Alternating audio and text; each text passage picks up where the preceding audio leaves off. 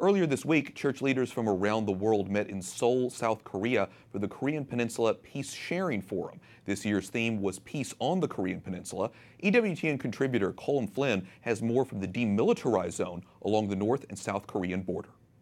It is one of the most contentious borders on the planet. Every hour of every day, soldiers north and south stare each other down, standing in a state of readiness.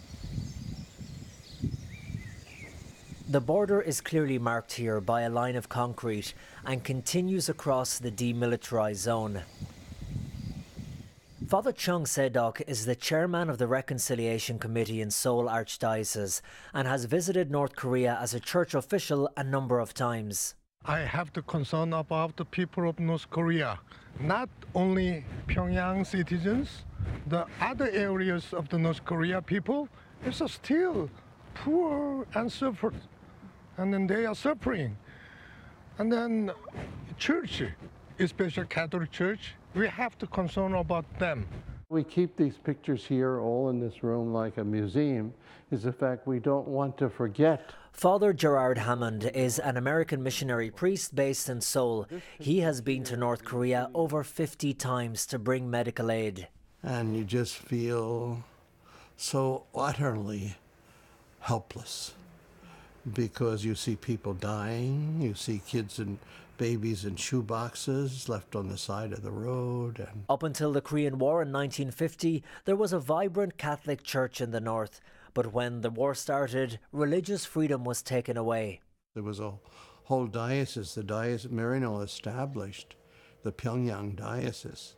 Many Christians there. So our roots are there also. And that's what praying means, also the fact that how can we abandon the people that we started to be with?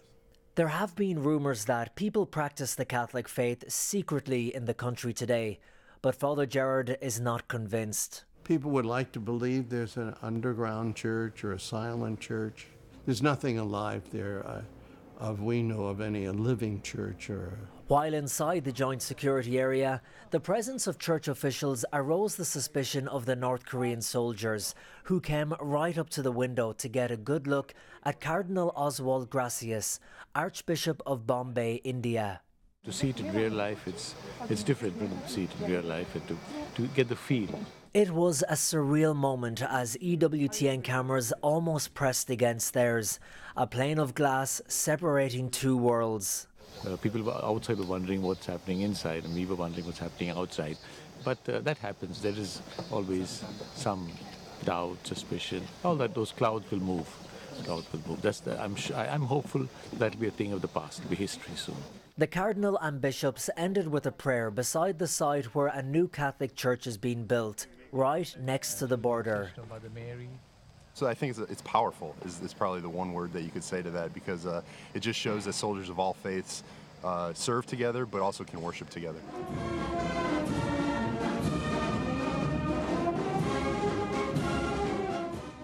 As Pyongyang prepares for another military parade of power and might, all eyes will be on North Korea as efforts to denuclearize seem to be stalling. But the bishops who visited here today are hopeful, not just for stability between the United States and North Korea, but for unification and peace on the entire Korean peninsula. For EWTN News Nightly at the DMZ on the border with North Korea, I'm Colin Flynn.